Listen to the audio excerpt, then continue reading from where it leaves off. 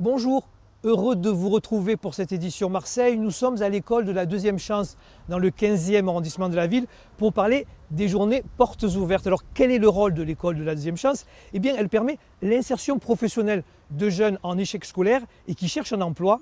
Vous voulez en savoir plus? Eh bien suivez-moi. La première salle regroupe des parents, des enseignants et des anciens élèves qui ont trouvé leur voie. Ensuite, je me suis inscrit à l'école de la Deuxième Chance, et ça m'a aidé à trouver des stages en informatique, dans le codage. J'en ai fait 2 pour l'instant. C'est un moment fort des portes ouvertes où l'on explique que chacun à son rythme peut trouver chaussure à son pied, avec des méthodes et un suivi adapté. Pour les parents, l'école est une bouée de sauvetage. On pourra accéder déjà à plusieurs stages pour pouvoir trouver sa voie réelle. Parce que là, il ne sait pas du tout vers quoi s'orienter.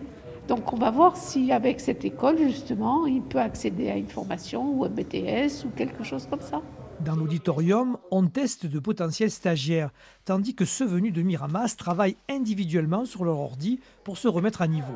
Mohamed souhaite devenir développeur web. Il a conscience de ses difficultés. Maintenant, je suis en train de chercher une alternance. Et en plus, je reste ici pour j'apprends plus que du français et plus que des maths parce que développeur web, il demande de la logique.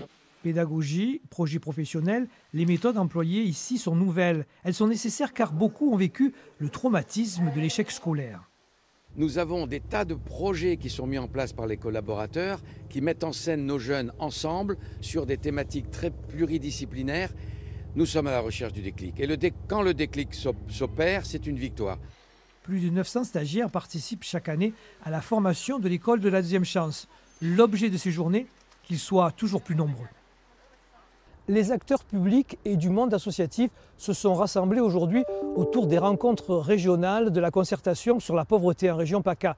Un moment fort lorsqu'on sait que le nombre de précaires a augmenté à cause du Covid.